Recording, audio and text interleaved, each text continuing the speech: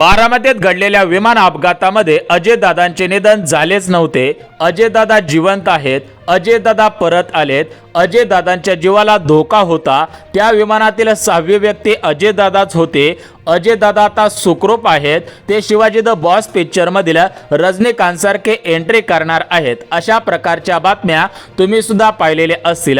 परंतु खरंच अजयदादा जिवंत आहेत का? खरंच ते शिवाजी द बॉस पिक्चर मधील रजनीकांत सारखे एंट्री मारणार आहेत का?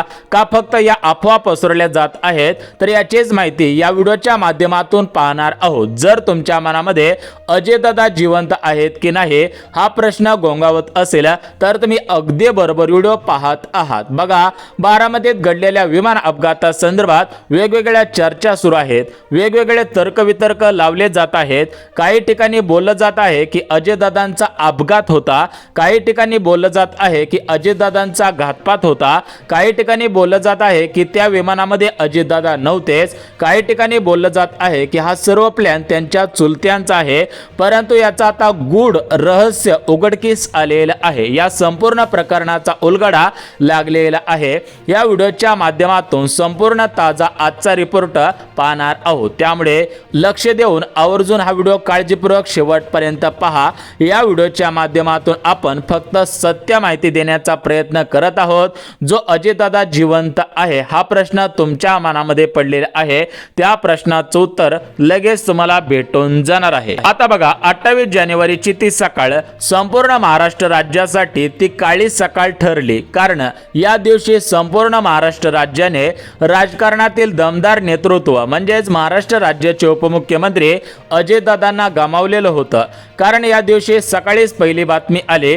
ती बातमी म्हणजे बारामती जवळच्या गोजोबावीच्या परिसरात एक विमान कोसळलं. लगेच दुसरी बातमी आली, या विमानात अजयदादा होते, ते आता गंभीर जखमी आहेत. लगेच पुढची बातमी आली की अजयदादांसह अजून 5 जणांचा या विमान अपघातामध्ये मृत्यू झाला. म्हणजेच अजयदादांना पकडून टोटल 6 जण असल्याचा दावा सुरुवातीला करण्यात आलेला होता. वृत्तपत्रांमध्ये सुद्धा अशीच माहिती समोर आली. परंतु अपघाताच्या स्थळी फक्त 5च मृतदेह सापडलेले होते. त्यामुळे चर्चांना उधाण आलं. त्यामुळेच अजयदादा जिवंत आहेत अशी बातमी फिरू लागली. यानंतर अजयदादांचे सहकारी यांच्याकडून सुद्धा विविध प्रश्न उपस्थित करण्यात आले.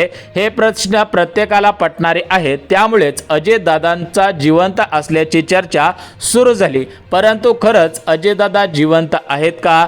आहेत तर ते आता कुठे आहेत? यामध्ये अजयदादांच्या चुलत्यांचा काही प्लॅन आहे का? यासोबत विमानातील 6 व्यक्तींचा दावा, विमानाच्या बाहेर फेकलेली कागदपत्रे, अजयदादांच्या हातावरती सापडलेले घड्याळ, अंगावरती सापडलेले जॅकेट, पायलटचे खराब असलेले रेकॉर्ड, विमानातील ब्लॅक बॉक्समधील रेकॉर्डिंग, अपघाताच्या अगोदर आलेला कॉल्स, अजयदादांनी भ्रष्टाचारीच्या दाखवलेल्या फाईल्स, संजय राऊत, अमोल मिटकरी, बजरंग सोनवणे यांनी केलेले दावे, विमानातून बाहेर पडण्याचा प्रयत्न, विमानाचा आणि त्या विमानातील इंजिनचा आलेला जोराचा आवाज, तांत्रिक बिघाड, पायलटला दिसलेली धुक्याची उधळण, विजिबिलिटीचा आणि धुक्यांचा प्रश्न, बारामतीत असलेला रनवे, या रनवेवरती नसलेल्या लाईट्स. तर याची संपूर्ण सविस्तर माहिती, यासोबत अजयदादा जिवंत आहेत का या संदर्भात महत्त्वाची माहिती सविस्तर पाहूयात.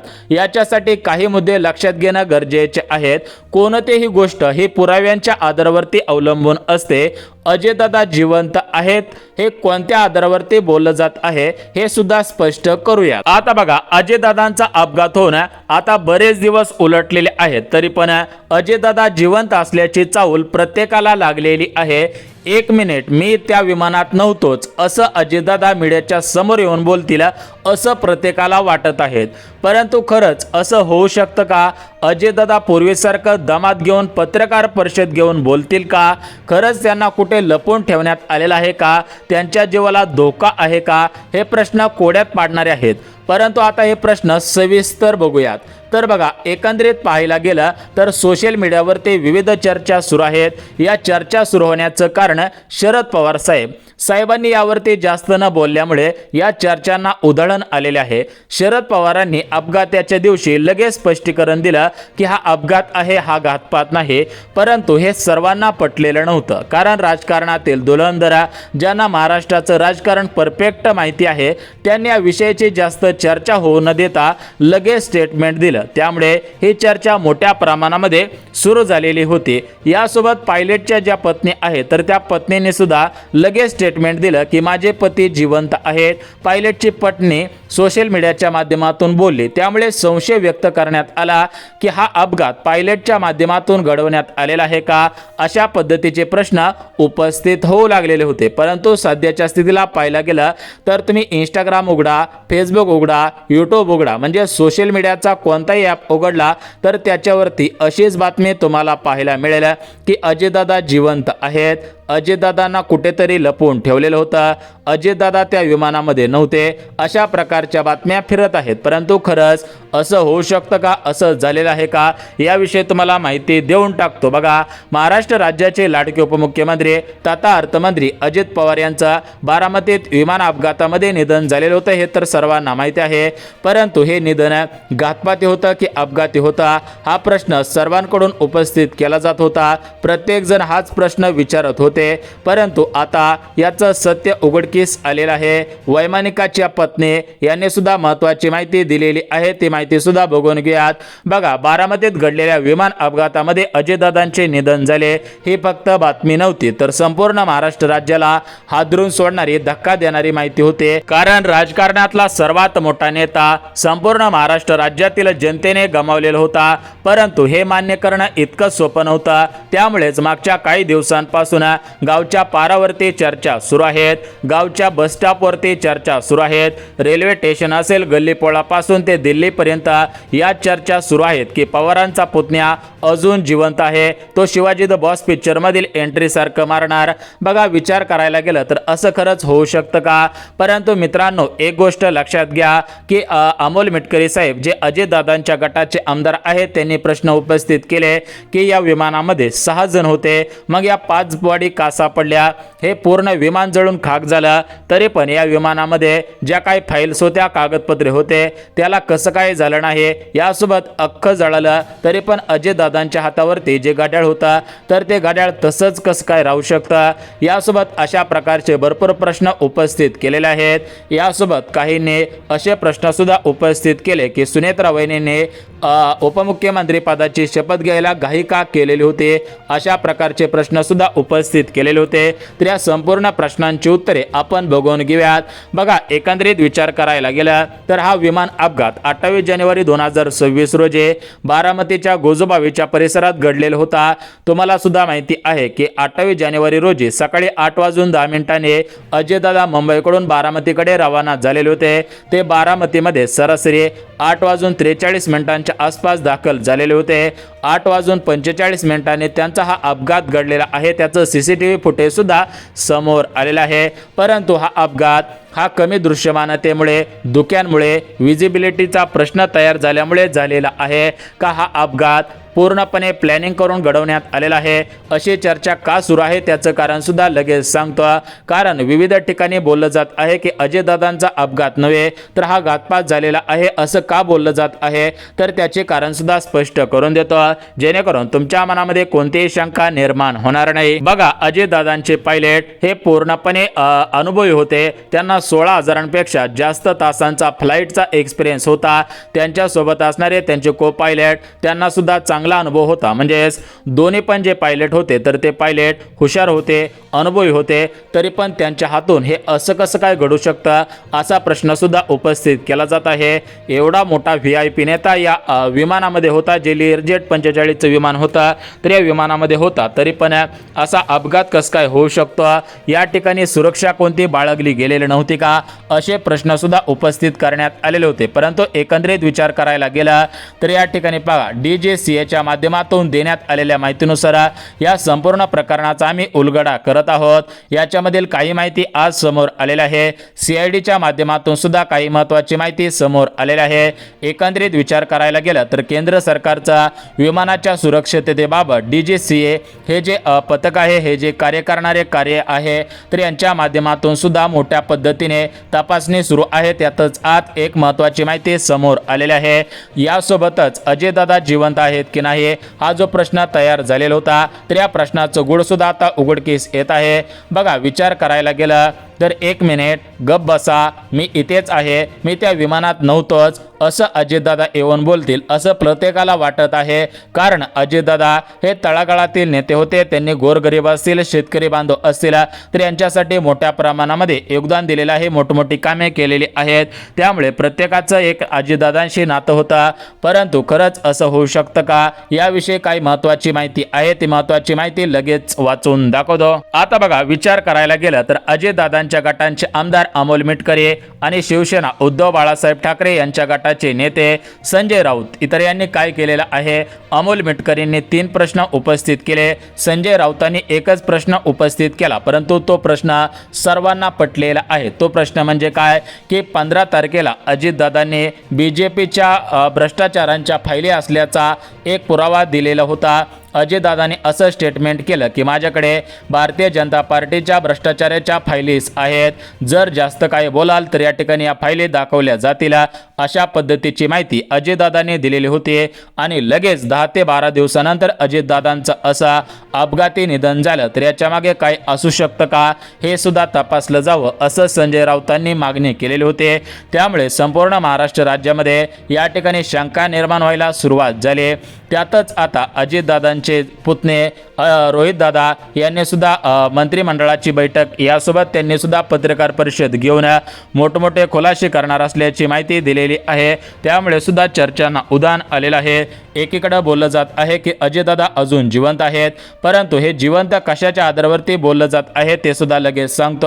खरंच तुमच्या मनामध्ये गैरसमज पसरवण्यात आलेला आहे का, तुम्हाला खोटी माहिती दिल्यामुळे तुमचा गैरसमज तयार झालेला आहे हे सुद्धा स्पष्ट करतो. बघा, एकंदरीत विचार करायला गेला तर तुम्हाला अजितदादा जिवंत आहेत असं वाटण्याचं पहिलं कारण म्हणजे पहिली बातमी आली, त्या बातमीमध्ये सांगण्यात आलं की 6 जणांचा मृत्यू झाला, यामध्ये अजितदादा होते, बरोबर. बघा, यामध्ये काय झालं की परत स्पष्टीकरण देण्यात आलं की याच्यामध्ये 5 जण होते. याच्यामध्ये अजितदादा होते, विदीप जाधव होते, पिंकी माळे होत्या, पाठक होते. अशा पद्धतीने हे 5 जणच होते. फक्त पिंकी माळे ज्या फ्लाईट अटेंडंट होत्या त्यांचं नाव डबल लिस्टमध्ये टाकण्यात आलेलं होतं, त्याच्यामुळे 5च्या जागेवर 6 हा आकडा सांगण्यात आला. परंतु या विमानामध्ये खरंच 5 जण होते अशी माहिती सरकार असेल, DGCA असेल, तर या सर्वांच्या माध्यमातून देण्यात आलेले आहे. त्यामुळे 5 जण होते, 5 जणांचा मृतदेह सापडलेला आहे. एकंदरीत पहिला मुद्दा क्लिअर झाला. 6वी व्यक्ती विमानात नव्हती, त्यामुळे अजितदादा ती 6वी व्यक्ती असण्याचं कारण नाही अशी माहिती सुद्धा समोर येत आहे. यानंतर दुसरी गोष्ट, अजितदादा जिवंत आहेत असं का वाटत आहे, असं का सांगण्यात येत आहे, तर ते दुसरं कारण म्हणजे बघा, सर्व जळालं परंतु ती कागदपत्रे का जळाले नाहीत हा प्रश्न उपस्थित झाला. त्यामुळे काय होत आहे की त्या कागदपत्रांसारखंच अजितदादा सुद्धा या विमानातून जे सरपंच आहे त्या सरपंचाने दावा केला की या विमानातून कुणीतरी उडी घेण्याचा प्रयत्न करत होतात अशी माहिती तुमच्या कानावरती आल्यानंतर तुम्हाला सुद्धा वाटत असेल की अजितदादांनी विमानातून उडी घेतलेली असावी,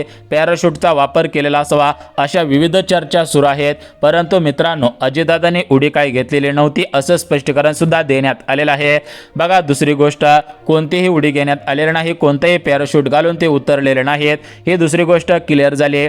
आता तिसरी गोष्ट, अजितदादा जिवंत आहेत असं का बोललं जात आहे, तर बघा, अजितदादा 15 तारखेला जे काय त्यांनी स्टेटमेंट दिलेलं होतं, तर त्या स्टेटमेंटमुळे त्यांच्या जीवाला धोका आहे असं बोललं जात होतं. म्हणजेच त्यांनी भ्रष्टाचाराचा एक मुद्दा उकरून काढलेला होता, त्यामुळे त्यांच्या जीवाला धोका होता.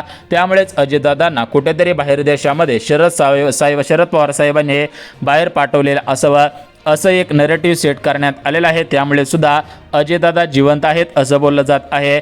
परंतु या ठिकाणी शरद पवारांनी स्पष्ट केलं की हा अपघात आहे, घातपात नाही। त्यामुळे हा मुद्दा सुद्धा क्लिअर झाला। त्यानंतर चौथा मुद्दा बघा, अजित पवार जिवंत आहेत हे का बोललं जात आहे, तर अगोदर सांगण्यात आलं की DNA ची टेस्ट करण्यात आलेले नव्हते। परंतु मित्रांनो, या ठिकाणी रिपोर्ट मध्ये दिलेल्या माहितीनुसार, विविध न्यूज चॅनलच्या माध्यमातून देण्यात आलेल्या माहितीनुसार DNA ची टेस्ट करण्यात आलेली होती। त्यानंतरच अजितदादांचं शव, अजितदादांचा अंत्यविधी पार पाडण्यात आला। एकंदरीत हा सुद्धा मुद्दा अत्यंत महत्त्वाचा आहे। यानंतर अजयदादा जिवंत असण्याचं मुख्य कारण म्हणजे बघा, अजितदादा हे काय आज विमानाने प्रवास करत नव्हते, वारंवार ते प्रवास करत होते। परंतु एक गोष्ट लक्षात घ्या की याच्यामध्ये कोणाची चूक आहे किंवा कोणाची चूक नाही हे स्पष्टीकरण कधी येणार आहे त्याची लगेच माहिती देतो। बघा, CID कडे याची चौकशी सुरू आहे। त्यासोबत DGC हा जे केंद्र सरकारचं जे विमानाचं पथक आहे त्यांच्या माध्यमातून सुद्धा चौकशी सुरू आहे। तर ते आता काय करत आहे ते लगेच सांगतो। बघा, विमानामध्ये एक ब्लॅक बॉक्स असतो, तो नारंगी कलरचा असतो, त्याच्यामध्ये कॉकपिट असतं, त्याच्यामध्ये व्हॉइस रेकॉर्डिंग होते, म्हणजेच पायलटमध्ये काही संभाषण झालेलं आहे। यासोबत मागे अजयदादा असतील, विदीप जाधव असतील, यांच्यामध्ये काही संभाषण झालेलं आहे। यासोबत विमानामध्ये इंजिनमध्ये काही बिघाड झालेला होता का, अशा पद्धतीची माहिती दुसऱ्या याच्यामध्ये रेकॉर्डिंग होत असते। कॉकपिट असेल, रेकॉर्डर असेल, याच्यामध्ये ही माहिती रेकॉर्डिंग होत असते। तर ही माहिती आता एकंदरीत चेक केली जाणार आहे। या रेकॉर्डिंगमधून काही समोर येत आहे का, इंजिनामध्ये काही बिघाड होता का, अशी माहिती समोर येणार आहे। परंतु सध्याच्या स्थितीला कोणताही तर्कवितर्क न लावता अजयदादांची जी काही तपासणी सुरू आहे तर ती तपासणी योग्य रीतीने व्हावी अशीच अपेक्षा ठेवा। परंतु हा जो गैरसमज पसरवण्यात आला आहे की अजयदादा जिवंत आहेत, तर बघा स्पष्टीकरण देण्यात आलेलं आहे की DNA टेस्ट करण्यात आलेले आहे। विमानामध्ये 6 व्यक्ती नव्हत्या, 5च व्यक्ती होत्या। तर या सर्व पुराव्यांच्या आधारावरती अजयदादांचं निधन झालेलं आहे अशी माहिती शेवटच्या टोकाला येऊन पोहोचलेली आहे। तरी पण याचा उलगडा होणार आहे, त्यामुळे हा प्रश्न सुद्धा लवकरच सुटेल। परंतु सध्याच्या स्थितीलाच हा प्रश्न सुटलेला आहे, अजयदादा आपल्यामध्ये नाहीत। त्यामुळे सध्याच्या स्थितीला सर्वांना दुःख आहे। 1 मिनिट मी जिवंत आहे असं अजयदादा बोलतील असं वाटत होतं, परंतु ते बोलतील असं शक्यता काही वर्तवण्यात येत नाही। सध्याच्या स्थितीला मोठ्या प्रमाणामध्ये चर्चांना उधाण आलेलं आहे, परंतु हे त्रिकाली सत्य होऊ शकत नाही अशी माहिती सुद्धा